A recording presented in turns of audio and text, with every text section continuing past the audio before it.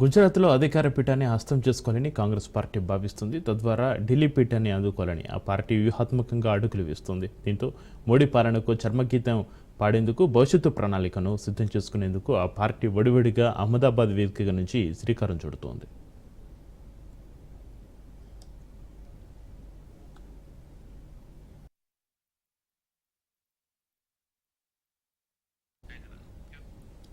దేశవ్యాప్తంగా కులగణన జరగాలని, దీనిపై పార్లమెంట్లో బిల్లు తేవాలని రాహుల్ గాంధీ అన్నారు. ఇందుకు సంబంధించిన బిల్లు పార్లమెంట్లో ప్రవేశపెడితే వెంటనే తమ ఆమోదం తెలుపుతామని చెప్పారు.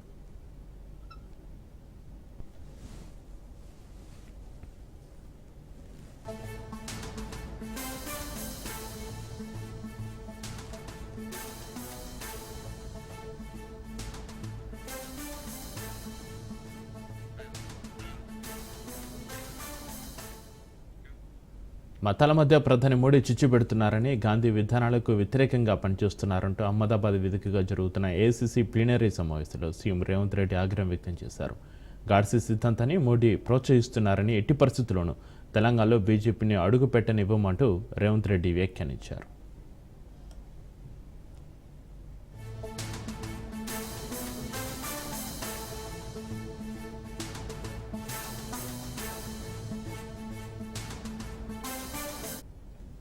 और आप हो जाओगे। रेवंत रेड्डी जी ने बोला मगर डिटेल में नहीं गए, और मैं जानता हूं कि जो तेलंगाना की हालत है वो इस देश के हर प्रदेश की हालत है।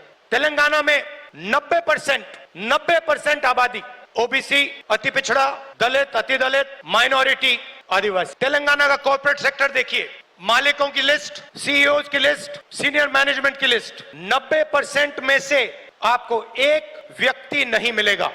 90% की भागीदारी तेलंगाना के कॉर्पोरेट सेक्टर में है ही नहीं।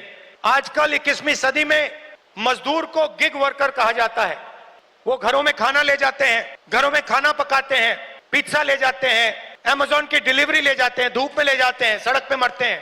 तेलंगाना में उनकी लिस्ट निकाली, सारे के सारे या ओबीसी या दलित या आदिवासी।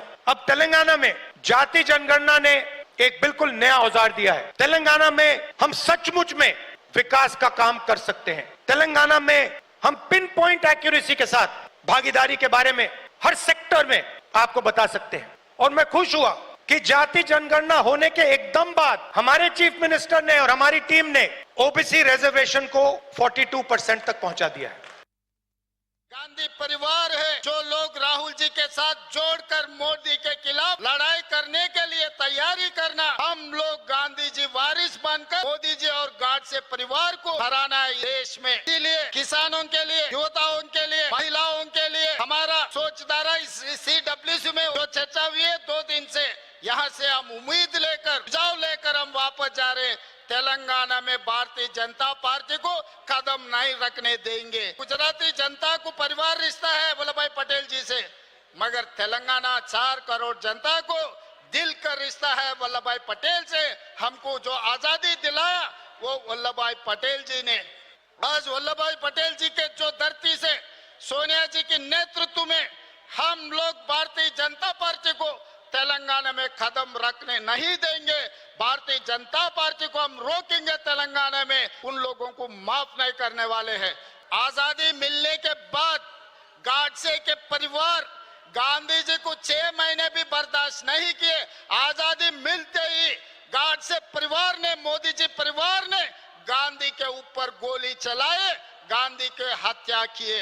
अंग्रेजों से भी ये बीजेपी वाले बहुत खतरे के लोग हैं, इसीलिए अंग्रेजी वालों को जैसा भगाया इस देश से, अभी बीजेपी को भी वैसे ही हराना है। हम लोग सब मिलकर राहुल जी के नेतृत्व में मोदी के खिलाफ आने वाले दिनों में हम सब मिलकर मोदी के खिलाफ लड़ने के लिए तैयार हो जाना है।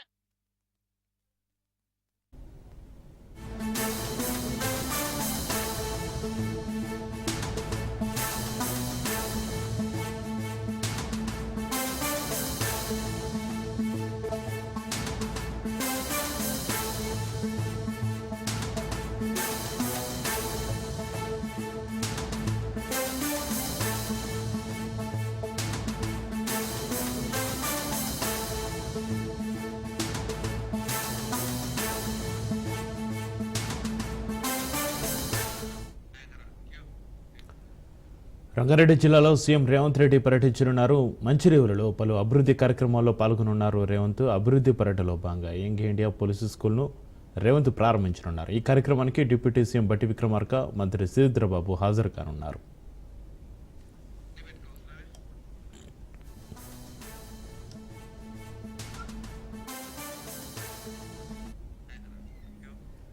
రంగారెడ్డి జిల్లాలో సీఎం రేవంత్ పర్యటించనున్నారు. మంచిర్యాలలో పలు అభివృద్ధి కార్యక్రమాల్లో పాల్గొనున్నారు. రేవంత్ అభివృద్ధి పర్యటనలో భాగంగా యంగ్ ఇండియా పోలీసు స్కూల్ను రేవంత్ ప్రారంభించనున్నారు. ఈ కార్యక్రమానికి డిప్యూటీ సీఎం బట్టి విక్రమార్క, మంత్రి శ్రీధరబాబు హాజరు కానున్నారు.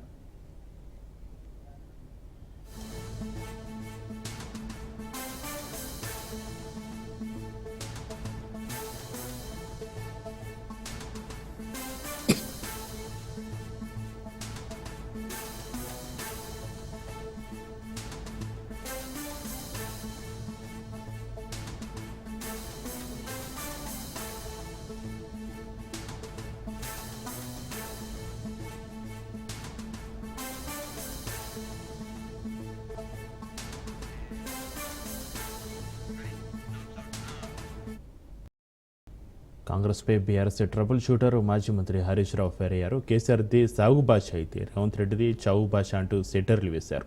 రాష్ట్రమంతా కేసీఆర్ వైపు చూస్తుందని, ఏడాది పాలనలో ప్రజలకు పాలేవో నీళ్ళేవో అర్థమైపోయిందన్నారు. రేవంత్ రెడ్డివి మాటలు తప్ప చేతులు లేవు అన్నది ప్రజలకు అర్థమైపోయిందన్నారు హరీష్ రావు. హెచ్సీ విద్యార్థులపై అక్రమ కేసులు పెట్టినందుకు రాష్ట్ర హోంమంత్రిగా, ముఖ్యమంత్రిగా రేవంత్ రెడ్డి క్షమాపణ చెప్పాలని డిమాండ్ చేశారు. మొన్న బీసీల ధర్నా అని ఢిల్లీకి పోయిండు, ధర్నా పెట్టిండు. ధర్నాకు రేవంత్ రెడ్డి ఏం చెప్పిండు? నేను రాహుల్ గాంధీని తోలుకొత్తా, ప్రధానమంత్రిని ఒప్పిస్తా, పార్లమెంట్లో బిల్లు పాస్ చేపిస్తా అని మాట్లాడిండు.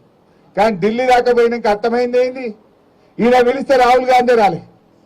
ఈయన ధర్నా పెడితే ఈయన పార్టీ నాయకుడు రాహుల్ గాంధీ ఢిల్లీలో ఉండి ధర్నాకు రాలే, అపాయింట్మెంట్ కూడా ఇయ్యలే ఈయనకు. లాస్ట్కి ఈయన వాపస్ వచ్చిండు. ఈయన వచ్చినాక తెల్లారి మాత్రం మిగతా పిసిసి అధ్యక్షుడు, ఉప ముఖ్యమంత్రిని అందరినీ పిలిచి సోనియా గాంధీ ఫోటోలు దిగింది, రాహుల్ గాంధీ ఫోటోలు దిగింది. రేవంత్ రెడ్డికి మాత్రం తలుపులు బంద్ పెడుతున్నారు. ఈయన వెళ్తలేదు. రేవంత్ రెడ్డి పాలన సగం సగం ఆగమాగం, ఏది చూసినా సగం సగం, అంతా ఆగమాగం. దేవుని మీద ఒట్లు పెట్టి దేవుణ్ణి మోసం చేసిన ముఖ్యమంత్రి ప్రజల్ని మోసం చేయడా? దేవుణ్ణి మోసం చేసిన చరిత్ర ఎవరికన్నా ఉన్నది భారతదేశంలో అంటే అది ఒక రేవంత్ రెడ్డికి మాత్రమే ఉంటుంది. ఇట్లా ఇలా ఆగమాగం అయిపోయింది. రియల్ ఎస్టేట్ బేరం పటాన్ చెరువులో 3 పువ్వులు 6 కాయలు ఉండే, అంత ఆగమైపోయింది. కేసీఆర్ 10 ఏళ్ళు ఉంటే పెరుగుడే పెరుగుడు, పెరుగుడే పెరుగుడు. రేవంత్ రెడ్డి వస్తే దిగుడే దిగుడు, దిగుడే దిగుడు అయిపోయింది. బంగారు పల్లెంలో పెట్టి అద్భుతమైన ప్రగతితో తెలంగాణని చేతిలో పెట్టిండు కదా కేసీఆర్. నువ్వు ఇలా మొత్తం తెలంగాణను ఆగం పట్టిస్తున్నావు. రేవంత్ రెడ్డి అన్ని మాటలే తప్ప చేతలు లేవు అని ఇలా కుల్లా అర్థమైపోయింది. ఏం చెప్పిండు ఆ రోజు? చెప్పింది ఒక్కటన్నా అమలవుతుందా? మేము రాగానే ఎల్ఆర్ఎస్ ఫ్రీగా చేస్తాము, కేసీఆర్ గారు డబ్బులు లాగుతుండు అన్నాడు. ఇప్పుడు ఏం చేస్తుండు? ఎల్ఆర్ఎస్ ముక్కు విండి ఇలా పేద ప్రజల దగ్గర ఎల్ఆర్ఎస్ డబ్బులు వసూలు చేస్తుండు. ఆ రోజు ఏమన్నాడు? మేము వస్తే ఫార్మాసిటీ భూములన్నీ రైతులకు వాపస్ ఇస్తా అన్నాడు. ఇవాళ ఏమంటుండు? లేలే కేసీఆర్ 14,000 తీసుకున్నాడు, నేను ఇంకా 16,000 తీసుకుంటా అంటుండు. అంతా ఉల్టా. రైతు బంధు ఇవో కేసీఆర్ 10,000 ఇస్తుండు, నేను రాగానే 15,000 ఇస్తా అన్నాడు. ఏమైపోయింది? కొండ నాలుగకు మంది వేస్తే ఉండ నాలుగు ఉడకపోయిందట. 15,000 కాదు కదా, 10,000 కూడా దిక్కులేవు కదా. కొన్ని పనులు హైదరాబాద్లో చూస్తే మాత్రం కనబడ్డాయి. కేసీఆర్ కట్టిన ఫ్లైఓవర్లకు రంగులు మాత్రమే ఎత్తుండప్ప రేవంత్ రెడ్డి. ఈ మధ్య మీరు హైదరాబాద్ చూడండి, ఫ్లైఓవర్లకు కొన్ని బొమ్మలు ఎత్తురు అంతే. ఇక బొమ్మలు చూసి రేవంత్ రెడ్డి కట్టిండి అనుకోవాలి. కట్టింది కేసీఆర్, బొమ్మలు వేసింది రేవంత్ రెడ్డి. రేవంత్ రెడ్డి వచ్చినాక ఏమన్నా కనబడ్డాయంటే హైదరాబాద్లో కొత్తగా ఆ ఫ్లైఓవర్లకు బొమ్మలు మాత్రం కనబడుతున్నాయి, ఏం కనబడతలేవు. కేసీఆర్ కట్టించిన డబుల్ బెడ్రూమ్లకు 3 రంగులు వేసి వాళ్ళే కట్టినట్టు. కట్టింది కేసీఆర్, 3 రంగులు వేసి మేమే కట్టినామంటారు. రేవంత్ రెడ్డి పాలనలో ఇవాళ ప్రజలకు అర్థమైతా ఉంది. మళ్ళీ బీఆర్ఎస్ రావాలి, మళ్ళీ కేసీఆర్ రావాలని చెప్పి ఇలా ప్రజలు మన వైపు చూస్తూ ఉన్నారు. ఎంపీ కొండ విశ్వేశ్వరరెడ్డి నివాసంలో హెచ్సీవీసీతో ఈటల రాజేందర్, రఘునందన్ రావు భేటీ ముగిసింది. హెచ్సీవీసీ రిజిస్టర్తో మాట్లాడి వివరాలు తెలుసుకున్నారు. కంచగచ్చిబౌలి భూముల వివాదంపై ఎంపీల సమావేశం నిర్వహించారు. వాస్తవాలు తెలుసుకుని ప్రజల ముందు ఉంచుతామంటున్నారు బీజేపీ ఎంపీలు.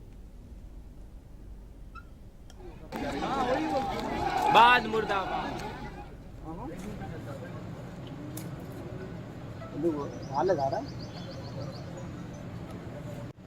లైవ్ అయిపోయింది ఒక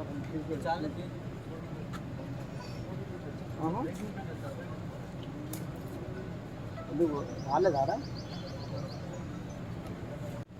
లైవ్ అయిపోయింది ఒక అప్పుడు 400 ఎకరాలు ఇవ్వడాన్ని హైకోర్టు తప్పుపట్టింది. హైకోర్టు వెనక్కియమన్నది. వెనకంటే ఆ భూములు ఎవరి? ఆ భూములు 2324 ఎకరాలకు సంబంధించినటువంటి భూములు, అంటే సెంట్రల్ యూనివర్సిటీ భూములు. ఆ 400 ఎకరాలు మీరు ఇచ్చిందే అంటే భూమి ఎవరిది అవుతుంది? సెంట్రల్ యూనివర్సిటీది అవుతుంది. 2185 ఎకరాలు 2012వ సంవత్సరంలో ఉమ్మడి ఆంధ్రప్రదేశ్ లో రంగారెడ్డి జిల్లా కలెక్టర్ ఏ భూములు అయితే సెంట్రల్ యూనివర్సిటీ భూములని రాసిండో అవి సెంట్రల్ యూనివర్సిటీకి ఇచ్చేస్తే పంచాయతీ అయిపోతుంది. ఇక నిన్న మన కొందరు శుద్ధ పూసలు మాట్లాడుతారు, మేమే కాపాడినాం భూములను, మా నాయననే కొట్లాడిండని. అసలు తప్పు వాళ్ళు చేసారు. ఈ భూములు 2185 ఎకరాల భూములు ఏవైతే ఉన్నాయో ఆ భూముల్ని సెంట్రల్ యూనివర్సిటీ పేరు మీద ఎలిమినేట్ చేయమని చెప్పారు. ఇలా చెప్తుండొచ్చు కోర్టుల కేసు ఉంది కాబట్టి ఎలిమినేట్ చేయలేదు. కోర్టుల కేసు 400 పక్కన పెడితే మిగతా 1785 ఎకరాలన్నా సెంట్రల్ యూనివర్సిటీ కాంపౌండ్ వాళ్ళు కట్టాల్సింది ఉండే కదా అప్పుడున్నటువంటి టీఆర్ఎస్ ప్రభుత్వం. నీళ్లు, నిధులు, నియామకాలు మా భూములు మాకే, ఇది కదా తెలంగాణ పంచాయతీ. యాక్టివిజం అవుతుంది, ఒక వైలెన్స్ అవుతుంది, ఇదంతా ఒక పొలిటికల్ స్టేట్మెంట్ అవుతుంది అని ఇక్కడనే అన్ని పేపర్స్ వాళ్ళన్ని పెద్ద కట్ట లీగల్ డాక్యుమెంట్స్ అన్ని కూడా తీసుకొచ్చిండు. ఇంతకు ముందు ఉన్న ప్రభుత్వాలు ఏం చేసినాయి, అంతకు ముందు ఉన్న ప్రభుత్వాలు ఏం చేసినాయి. వాస్తవంగా ఇది కాంగ్రెస్ ప్రభుత్వం ఉన్నట్టు మీరు అందరికి తెలుసు.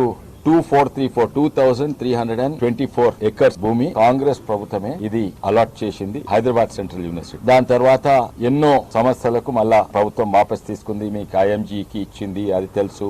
కేసు మొన్న గెలిచింది, అది తెలుసు. కొంత భూమి దీంట్లో నుంచి గచ్చిబౌలి స్టేడియం పోయింది, నవోదయ స్కూల్ పోయింది, కొన్ని ప్రైవేట్ వ్యక్తులకు పోయినాయి, టీఎన్జిఓ కాలనీకి పోయింది. ఎన్నో కారణాలు, ఎంఆర్ఓ ఆఫీస్ వచ్చింది, మున్సిపాలిటీ ఆఫీస్ వచ్చింది, బస్ స్టాండ్, ఇవన్నీ పోయినాయి.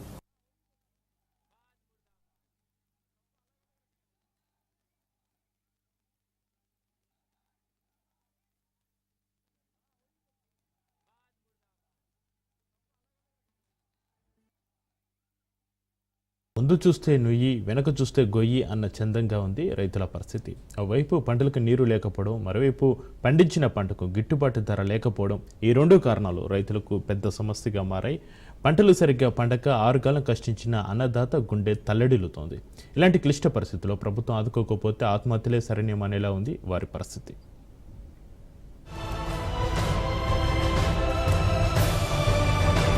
5 ఏళ్లు నోట్లోకి పోవాలంటే పంటలు సమృద్ధిగా పండాలి. పెట్టుబడి ఎంత పెట్టినా పంటకు నీళ్లే ప్రధానం. ఆ నీళ్లే రైతులకు పెద్ద సమస్యగా మారుతున్నాయి. మిరప రైతులను ధరలు నట్టేట్టా ముంచాయి. కనీసం పెట్టుబడులు రాక రైతన్న తీవ్ర ఇబ్బందులకు లోనవుతున్నారు. మిరప పంట కోత కూలి చూస్తే 500 రూపాయలవుతుంది. పండిన పంట కోత కూలికే సరిపోయే దుస్థితి ఏర్పడిందని రైతులు వాపోతున్నారు.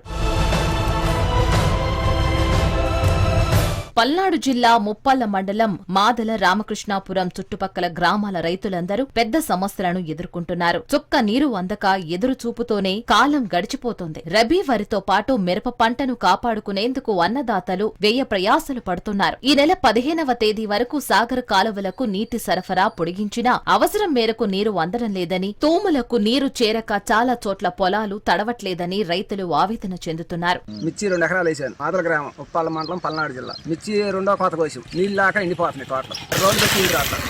పుల్లు కాలు వదిలితేనే మాకు వస్తున్నాయి. మామూలుగా ఆవు కాలం అయితే రాట్లా. పైపులు ఎక్కట్లా.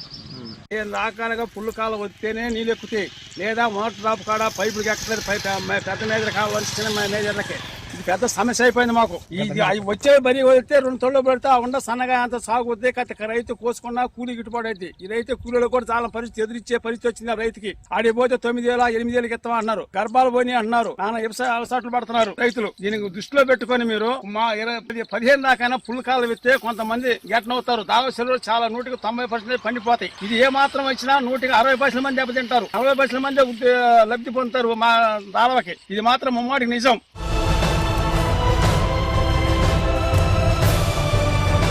పండిన పంటను మార్కెట్కు తీసుకువెళ్లే క్వింటా 20,000 ఉన్న మిరప ప్రస్తుతం 10,000కు చేరిందని అన్నారు. రకరకాల కారణాలు చెప్పి పంటకు ధర తగ్గిస్తున్నారని వాపోతున్నారు రైతులు. అధికార పార్టీ గిట్టుబాటు ధర కోసం కేంద్రం దృష్టికి తీసుకువెళ్లినా ఫలితం శూన్యమేనంటున్నారు. మిర్చి పంటకు గిట్టుబాటు ధర కనీసం 14,000 ఉన్నా తమకు లాభం లేకపోయినా అప్పులు లేకుండా బయటపడతామని రైతులు ప్రభుత్వానికి విన్నవించుకుంటున్నారు. బాగుంది, ప్రభుత్వం అన్ని బాగానే ఉన్నాయి.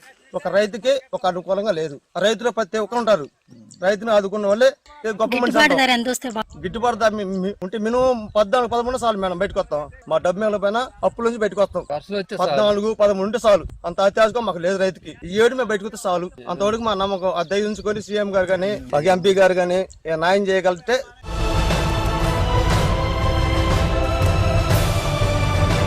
ముప్పాళ్ల మండలంలోని మాదల గ్రామానికి చెందిన కొందరు రైతులు స్థానిక వాగులోని వృధా నీటిని ట్రాక్టర్ మోటార్ ద్వారా తోడి పైపుల సాయంతో కిలోమీటర్ల మేర పొలాలకు చేరవేస్తున్నారు. ఇది ఖర్చుతో కూడుకున్నప్పటికీ పంటలను కాపాడుకునేందుకు ఇబ్బందులు తప్పడం లేదని అన్నదాతలు చెబుతున్నారు. పంటలకు నీళ్లు ఇచ్చే దాంట్లో ప్రభుత్వం కొంత అలసత్వం వహిస్తుందని అన్నారు. కౌలు పొలాలు చేసే రైతులు కౌలు చెల్లించే పరిస్థితి లేదంటున్నారు. ప్రభుత్వ పెద్దలు ఎక్కడో కూర్చొని స్టేట్మెంట్లు ఇవ్వడం కన్నా పొలాల్లోకి వచ్చి చూసి రైతు అవసరాలు తీరిస్తే బాగుంటుందని రైతులు కోరుతున్నారు. మంచి ప్రభుత్వం మా టీడీపీ ప్రభుత్వం మేమంతా ఆశిస్తున్నాం. మాకు కాకపోతే నీళ్లు ఇచ్చే దాంట్లో కొంచెం మా ప్రభుత్వం అలసత్వం వహిస్తుంది. ఎందుకంటే ఎక్కడో కూర్చొని స్టేట్మెంట్లు ఇవ్వటం, టౌన్ లో ఆఫీసులో కూర్చొని స్టేట్మెంట్లు ఇవ్వటం కాదు. నేచురల్ గా పొలాల్లోకి వచ్చి చూసి రైతు అవసరం ఏంటి, రైతుకు ఏ టయానికి నీళ్లు ఇవ్వాలి, అలా తెలుసుకొని మా మంత్రివర్యులకి సలహా ఇస్తే బాగుంటుందని నా సూచన. నీరు ఇచ్చామని మనం అనిపించుకోవటమే కానీ నీరు ప్రవహించట్లేదు. నీరు ప్రవహించాలంటే కనీసం ఒక 5-6 వేల క్యూసిక్కులన్నా వదలకపోతే తూములకు ఎక్కట్లేదు. తూములకు ఎక్కినందువల్ల ఎవరికి అడ్డీలు వేసుకొని నీళ్లు ఆపుకుంటున్నారే తప్ప వాళ్ళకి ఉపయోగపడలేదు, కింద రైతుకి ఉపయోగపడలేదు. స్పందించి రైతుల పట్ల ఒక సానుకూల వాతావరణంతో ఆలోచించి ఈ 15 వరకైనా ఈ 10 రోజులైనా సరే కాలువకు నీరు ఎక్కువగా ఇచ్చేటట్టు చేస్తే చివరి భూముల దాకా నీళ్ళు వెళ్తాయి.